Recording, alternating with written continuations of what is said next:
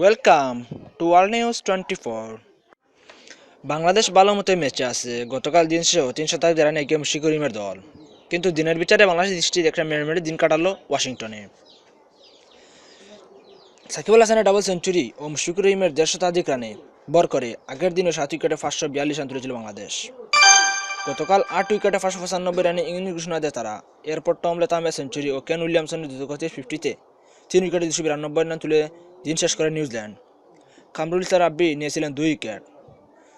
আগের দিনে বাংলাদেশের অধিনায়ক মুশফিকুর রহিম বলেছিলেন তাদের লক্ষ্য আর 50 থেকে 60 রান যোগ করা। ফলে গতকাল প্রত্যাশা মতোই চলতে পেরেছে সফরকারীরা। সকালে বাংলাদেশকে এই লক্ষ্যে নিয়ে গেছেন সাব্বির রহমান।